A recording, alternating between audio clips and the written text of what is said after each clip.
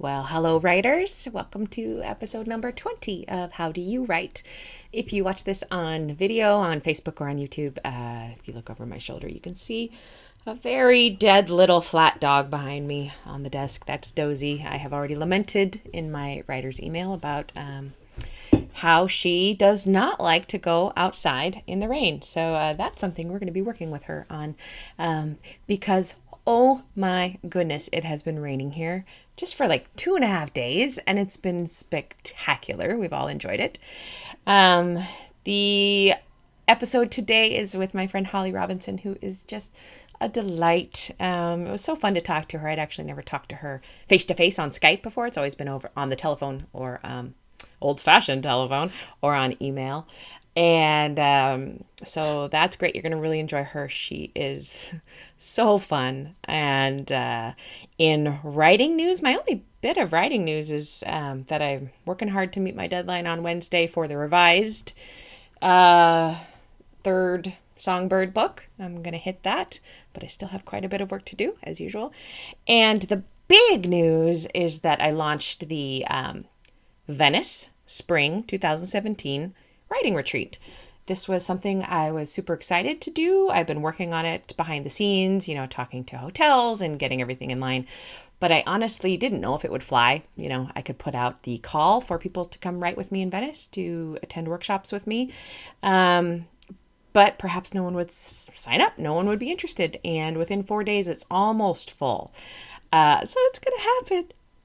And I'm going to go to Venice. And I'm going to talk to writers in Venice about writing every morning, 5 mornings, just writing exercises, inspiration, really thinking about the craft. And then in the afternoon, we go wander around and do things. They can come with me to do things like the secret itinerary at the Doge's Palace or the Guggenheim, or they can write in a cafe all afternoon, or they can go to their hotel room and sleep while listening to the lapping of the water at the stone outside. Like it's going to be so exciting, and I'm just giddy about it. So anyway, long story short, that is my excitement of this week, and it's kind of huge.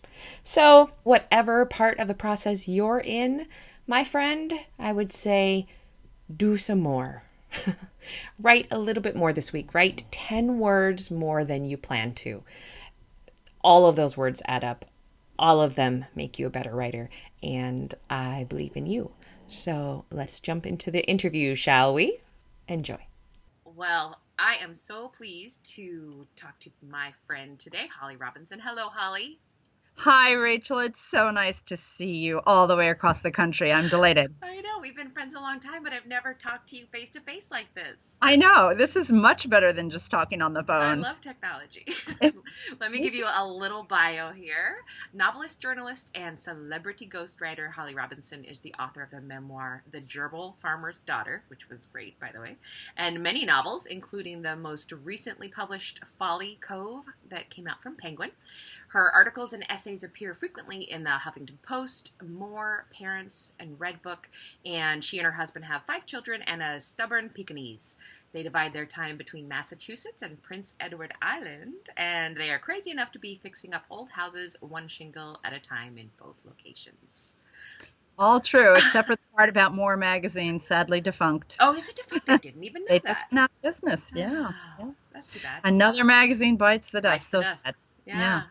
Well, let me, we are friends for many reasons. I can't even remember how we got in touch with in the first place, but now Your editor contacted me and asked me to write a blurb That's right. for your novel, which I loved, and I which novel was it? I don't know. I think it might have been Splinters of Light. It was Splinters of Light, which was so beautifully written. I just loved the book so much. And then I felt like I had to reach out to you because I had read it. And then you and I started corresponding by email. And then you led me to your marvelous agent. Yes. Susanna, who's amazing, and we just fell in friend love, one of those Yes. immediate connections. So Yes. I'm so happy to have you on here talking about your process. Will you tell me? Oh, and listeners, I want to make really clear that because I'm not professional with Holly, I forgot to send her the questions. So So if I don't sound smart, it's Rachel's fault. I did not prepare. Exactly. It'll be as spontaneous as it gets. What is the best time of day for you to write? I actually am one of those writers who writes all day. One of those. I think it's because I have 5 children. Yeah. So because I had such small blocks of time to write, I grabbed every single one of them because I was not a very organized writer before I had children, and having kids actually made me write more. So I wrote early in the morning before they went to school. I wrote in the car while I waited for the bus to come and drop them off, writing while they were at school, of course, and then at night after they went to bed. So I think that if I had to say my favorite time to write, I would say in the evening, actually, after all the machines are running, the dryer, the dishwasher, my slippers are on, my bathrobe's on, I have a cup of tea at my elbow, and I'm not going anywhere else, and I know that. So that's still my favorite time to write. That sounds absolutely lovely. It is. It's great. I'm too stupid at night. I'm stupid after like 1 o'clock in the afternoon. I'm just dumb. I only have smarts in the morning. And where do you prefer to write? You're at your barn right now. Is that right? Your writing barn. I'm in my, yes, I have an office in a barn behind the house, which is great because even though it's only probably 100 feet behind my house, just that much separation makes it much easier to focus because I'm not looking at the dust buffaloes under the bed or the unfolded laundry or, God help me, the kitchen. So it's great. It's great to have a separate space. And I used to go to libraries to work in tutorial rooms or study carols, or I'd go to cafes.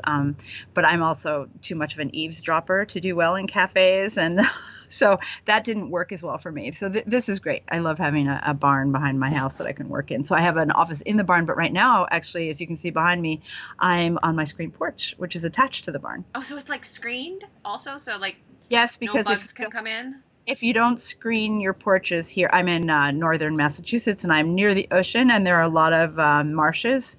They have marsh mosquitoes that will carry you away. So if you don't have a screen between you and them, you will be lifted off the ground and sucked dry of your blood. That does not sound like fun. No. So yes, I'm thankful for the screens. And how do you write? Are you longhand, computer? What kind of program do you use? I use Word, and I almost always write right on the laptop. However, I do have journals going all the time, and I keep a journal in my purse, a journal next to the bed, a journal with my book bag. So I'm always taking notes on things that I'm thinking about. And I do sometimes write certain scenes longhand if I really want to think about them. Yeah. But I would say overall, mostly on the laptop. I do a lot of editing by hand. I still have to print it out and read it and edit it longhand. So, and that might be because I'm an editor for other people too. So I think, yeah, that helps. Let me ask you, do you also journal in your journals? Just out of curiosity. Yeah, no. I don't either. I wish I did. I wish I did too, because, I have an amazing thing. I have from my grandmother, my dad's mom, I have her 5-year diary, and it's just like little entries for each day. One of my girlfriends just gave me one. Oh, they're so great. Fill it out. It's so fun. And when I read it, it's like, it's not even like my grandmother. She wasn't that much of a writer, but she would write things like picked the plums today, canned the tomatoes today, and then found out Pete had polio today. Big things or little things. They're all squashed into these little spaces, but it gives you a real idea of the rhythm of a woman's life in the early 1900s. So it's very cool. So it made me want to write one. And plus the spaces are small, so I figured I could keep up with that. Exactly. I've been keeping up with it since she gave it to me. I love it. Oh, good. Good for you. Let me ask you, what is the worst writing advice you've ever been given?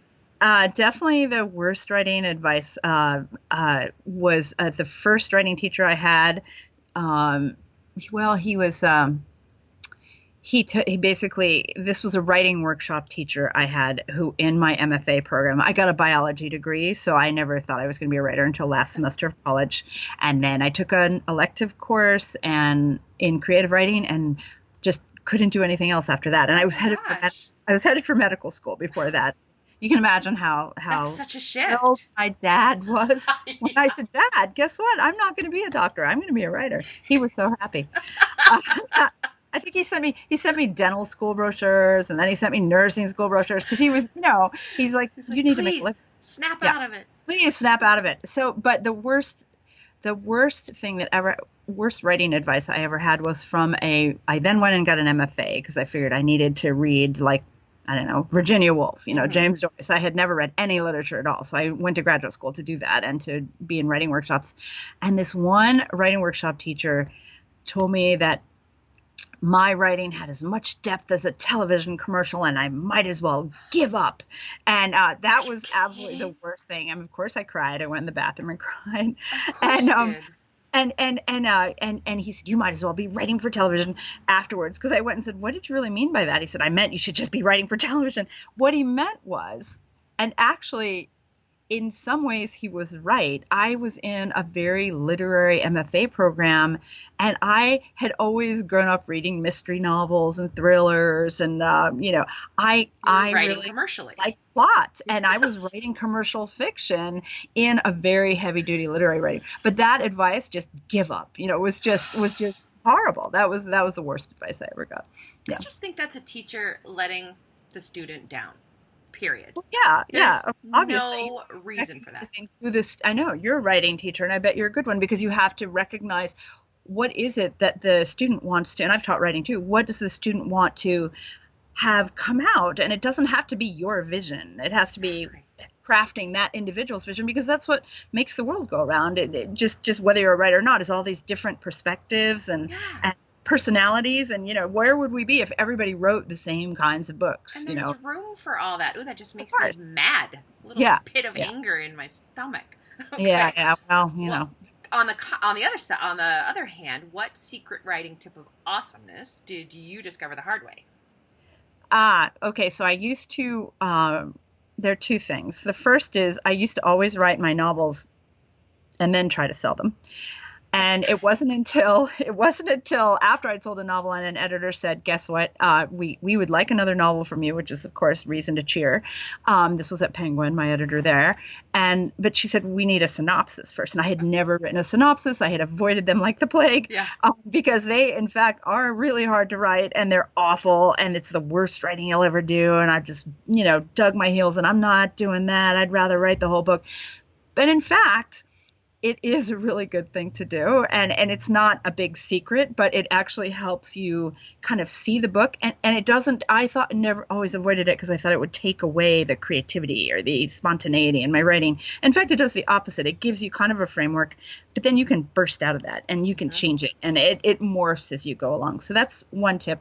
Is yes, go ahead, and even if you just pretend to write the book jacket copy, Hmm. like, what is your vision for the book? What is this character going to get out of this journey that you're putting this character through? And if you have two characters, why do you have those characters? What's the point of that? You should know that kind of going in, I think. And it will change as you go, but it helps to have that framework. The other really helpful tip is that your first page really probably is around page 40 or 50. And that you just have to look at it because you're inevitably going to write all this forward, all this runway stuff, and your book's going to take off right around page 40 or 50. And keep that in mind. And what I do is I keep a flashback file. So, because I tend to load Oh, flashbacks. that's a great idea. I have a separate file on my computer and it's just called flashback file for whatever. And I'll go through when I'm editing. I'll just lift out all the flashbacks and I only put in the stuff I need when I go back. I mean, you This have is to in get it revision. out Yeah. first. Yeah. Yeah. So, That is yeah. genius. I love two things about that. The idea of the runway. Yeah. Because the plane is not going up unless you Right. taxi down that runway. You can't skip that part. You can't just lift off. You That's a have to know helicopter. what happened. Yeah, Yeah. you have to do the runway. And the other thing, that flashback file, that is just brilliant. Yeah. Because, I mean, what is it about flashbacks that they're so wonderful to write? And then we don't want them all in the book. But they're just, No. I mean, they're just such a relief. You're struggling through the book, and then you go into a flashback, and you make stuff up. Yeah. Yeah. Yeah. Oh, that's Hmm. awesome. Yeah. How do you, when you're feeling dry and drained, how do you refill the creative well? I definitely am I need physical activity to fill the well. So I'm the sort of person who, if I get stuck, I'll go for a run, or I'll walk the dog, or I'll go, I'll do almost anything physical, gardening. And inevitably the problems work themselves out in my mind while I'm doing something physical like that. And I read a lot. I read a lot of other people's books, and I always am, even books that I don't think are very good, I'll learn something from those books. And especially if I read books outside of my genre, I find that that's really useful to read. I try to read nonfiction. I try to read poetry. It really feeds what I'm doing as a fiction writer. And I think that's useful. I would advise writers to do that, to just force yourself to read books that wouldn't be the ones you'd ordinarily pick. You will learn something. I love that. Yeah. On really bad days, what other, if you couldn't be a writer or an editor, what other profession would you choose? Oh, I would definitely be a stand-up comic. I love that I didn't give you these questions and you have the answers at the tip of your tongue. And I could see you being a stand-up comic. Whereas for me, that's terrifying. I did it for a while. Because I was so nervous when I first started out having to do author talks and book signings. And I was a nervous college professor also when I first started teaching. And I decided to sign up for a stand-up comedy class. And I took it. And the final exam was an open mic. And so the class started out with like 25 people. You had to write your own material, of course. And that was great for my writing. And then the final exam was you had to perform your material. And by the end, there were only like 8 of us still standing because everybody had dropped out because it was so scary, because it was at an actual open mic at a restaurant. So we drove in. It was this Italian restaurant. Oh, at a restaurant. That's even worse than a bar. Yeah, in a bar where everybody's not really going to be listening to you, and, which should be a relief, but it isn't. And then we drove in. They had comedy virgins on the billboard, which I thought was so great. And I did it, and I started doing stand, and I loved it. And I was like, but the thing about stand up is that it is mostly guys in their 20s and 30s who live in their mother's basements, right? And so then there's me, and I'm the den mother of comedy around here, So it was really fun. But the problem is, when I was doing it, my kids were still in high school, and I had to get up at and you don't even get on the stage until 11. And then, of course, you have to drink afterwards. So then you're like this, trying to get your kid off to school in the morning. So it didn't work out in terms of a career. And obviously you don't make a lot of money at it in the beginning. But that's what I would have done. I really, really enjoyed it. So you guys are going to talk me into it. I had another guest, Dana Kay, who's a publicist, on, and she said the same thing. And she said that what she hadn't expected was that it was so great for her revision process. It is really great. Yeah, it makes you hear rhythms, I think. Yeah. I don't want to do it. I'm so scared of it, but I'm going to do it someday. I like doing things that I'm scared of. It will help you in everything, I think. I think you should do it. Yeah. Okay, I'm going to blame you. Okay. It may. And can you give us a quick craft tip of some sort? A quick craft tip. Let's see. Definitely read your dialogue aloud. Definitely read your dialogue aloud, and eliminate as many of the he saids and she saids as you possibly can. And certainly all of the adjectives, she said quickly, or he said in a terrified way. Eliminate all of that. Yeah. You should be able to communicate that with the business on the stage, with the action in the story. And less is more in the dialogue, especially. Love that. And what would you like to tell us about right now? What would you like to plug? Can you tell us a little bit about Folly Cove? Sure. Folly Cove is, I write, I guess, best categorized as emotional family mysteries. So they're domestic novels, often about broken families, often about people with really pretty dark secrets, who are trying to mend things. But there has to be a lot of conflict. And that's why I love your books. This particular novel almost broke me because it has 4 points of view. It's got 3 sisters and a mother, and I ended up having to do all 4 points of view because I couldn't figure out why the mother was the way she was and why her husband had disappeared 30 years ago, and where is he? And I couldn't figure it out until I included her point of view, and I had to rip the book apart halfway. That's not really plugging my book, is it? But it's I think it is. I think it is. It's a really great like emotional read. If you like great emotional reads where the characters are having to go through a lot of drama to even be able to speak to each other, and these are sisters, so the conflicts are pretty intense, then you'll like the book. I'm in, and I cannot wait to read it. It's already on my Kindle, so. Oh, yay. Well, Right, Holly Robinson, thank you so much for talking to us today. I can't thank you enough, and it's so good to see your face. Oh, thanks, Rachel. Same here. Thank you so much. Take care. Bye.